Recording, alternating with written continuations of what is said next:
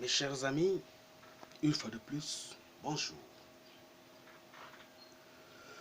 Le monde semble résolument entrer dans l'ère numérique. L'Internet fait désormais partie de notre quotidien. Demain, très peu de choses pourront être accomplies sans le concours de l'Internet et les personnes non connectées n'existeront certainement pas ou bien seront en vie, mais leur personnalité dans le processus de développement, dans l'accroissement de la monnaie, sera un peu difficile parce que la sociologie appelle le monde numérique le nouvel âge. Le nouvel âge, pourquoi?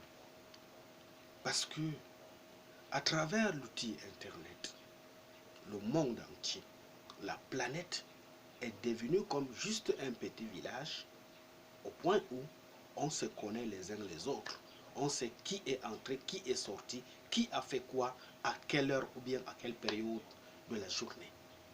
C'est pourquoi, lorsque je vous parle de l'économie numérique ou de la crypto-monnaie TBC, c'est un instrument qui a, dans les années passées, à partir des années surtout 70, a rendu certains pays prospères, a rendu certains continents hyper riches. Il a fallu que, avec la libéralisation du secteur économique, à partir des années 2000, je m'excuse, que nous puissions découvrir cette facette ou bien cette face cachée de la crypto-monnaie qui a rendu certaines industries beaucoup plus prospères. Aujourd'hui, on parle de trading. Or, le trading à l'époque, ce qui est le commerce numérique, a existé beaucoup plus dans les pays développés en Europe ou bien en Amérique.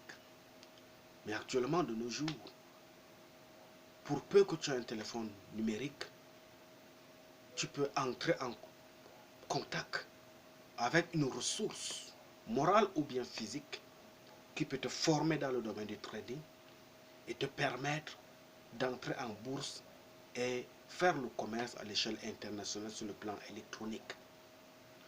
Ce n'est pas seulement le trading. La monnaie dans sa version versatile a aussi connu un changement à travers la crypto-monnaie qui est en train de révolutionner aujourd'hui le monde.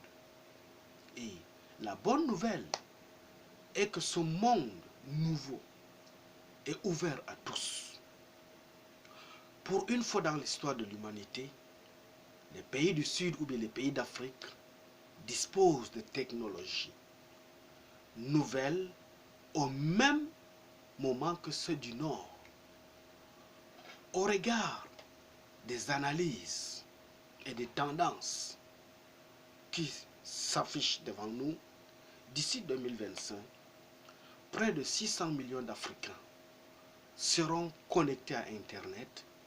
Certains d'entre eux auront droit aux mêmes avantages à l'accès et à l'électricité, à l'eau potable. Parce que, je prends un exemple simple, l'électrification par voie solaire. Il suffit que nous soyons dans un domaine où le soleil règne en maître pour installer des panneaux solaires et avoir accès à l'électricité sans véritable souffrance. La question est de savoir ce que nous pouvons faire de ces technologies et surtout ce que nous voulons en faire. Il est bien heureux de constater que le sujet qui devient une préoccupation nationale ou mondiale, c'est que, pour le cas du Cameroun par exemple, le chef de l'État, son Excellence Paul Biya, a donné le ton dans son message à la nation le 31 mai depuis 2015, en faisant de l'économie numérique un enjeu majeur où notre pays pourra trouver sa place dans le concert des nations industrialisées et développées. Il disait ceci, je cite, « Il nous faut rattraper au plus vite notre retard dans le développement de l'économie numérique. Celle-ci est un véritable accélérateur de croissance et en plus d'être une niche d'emploi pour notre jeunesse. Nous pouvons en tirer davantage pleinement des intérêts là-dedans. »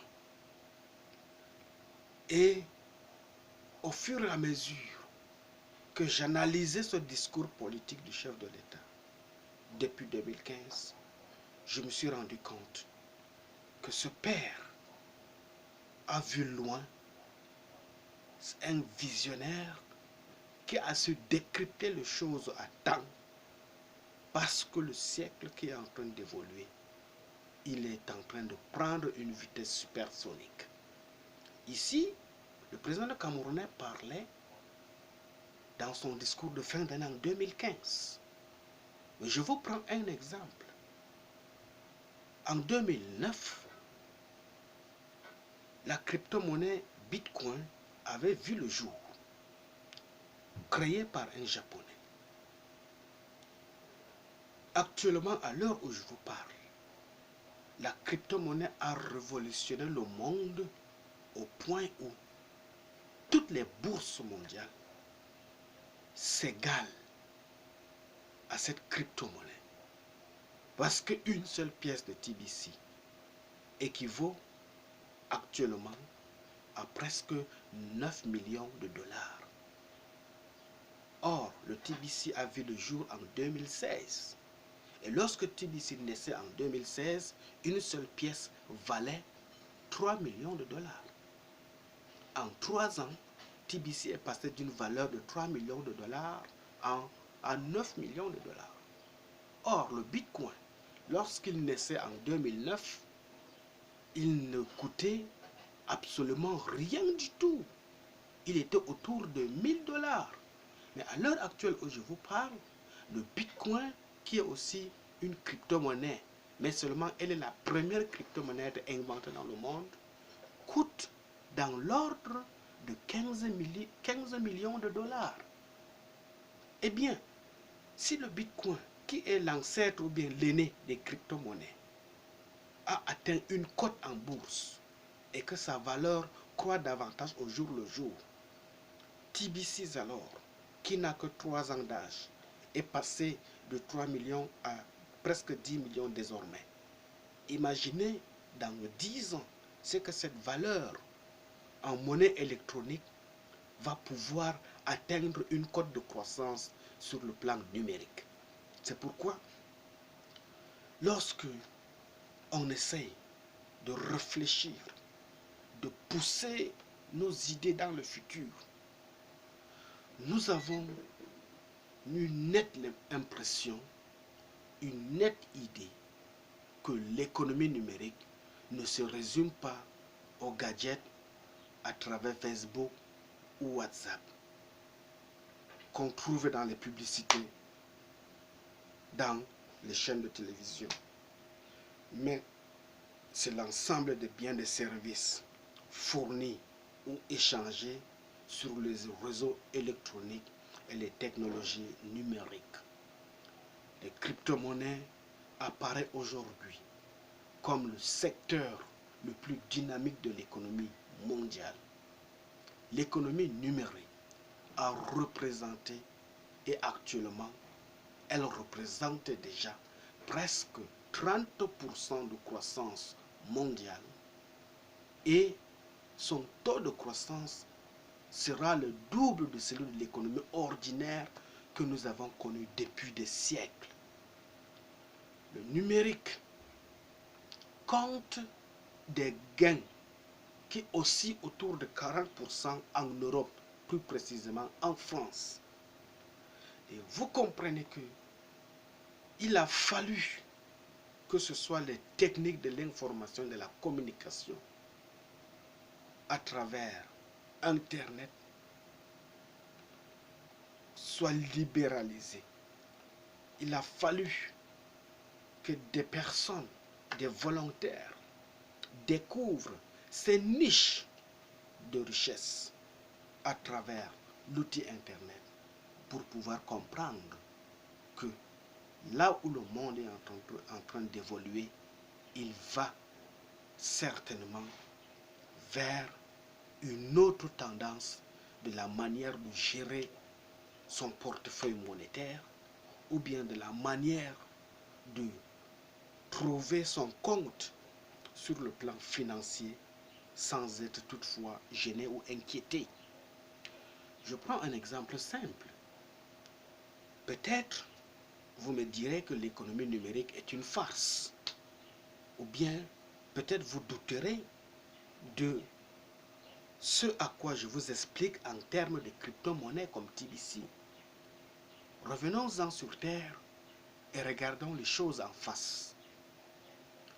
Il y a de cela quelques années, 2 ou 3, voire 4 ans déjà, nous avons connu une nouvelle forme de manipulation monétaire ou de stockage d'argent à travers les pièces ou bien les outils comme Orange Money, MTN Mobile Money, ainsi de suite, en fonction des pays. Mais pour le cas du Cameroun, où je suis originaire, nous avons l'expérience qui bat de record à travers les firmes Orange Money ou bien MTN Mobile Money, où il suffit que tu puisses ouvrir ton compte, tu stockes ton argent dans ce compte Orange Money et à travers ce compte, tu te déplaces sans liquidité en poche pour être agressé. Et à travers ces liquidités numériques dans ton portefeuille Orange Money, ça te permet de faire les transactions où tu veux, quand tu veux, comment tu veux et avec qui tu veux. Tu peux payer ta facture d'électricité, tu peux payer ta facture d'eau, tu peux acheter un bien précieux en ligne, tu peux, avec ton compte Orange Money fourni, avec les soins de ton propre désir d'exploitation, tu es à l'abri des besoins, tu es d'abord en sécurité parce que, quelle que soit la manière dont tu peux être agressé, tu ne peux pas perdre ton argent comme si tu te promènes avec de l'argent en cash dans tes poches. C'est ça le sens, même la genèse de l'existence ou bien de la création de la crypto-monnaie. C'est pour éviter d'avoir le cash flow sur soi et être victime d'un accident et perdre son argent du coup. Or, lorsque on a son porte-monnaie électronique qu'on appelle le wallet, dans lequel tu as chargé tes pièces de monnaie ou bien tes valeurs supérieures qu'on appelle le TBC, tu peux acheter ce que tu veux. Tu peux faire une transaction à quelque degré que tu veux. Et c'est comme ça que, avec le temps, ensemble, nous pourrons construire un monde prospère. Je vous remercie. Mais je vous invite beaucoup plus à la ténacité. Parce que je ne détiens pas la science infuse du savoir.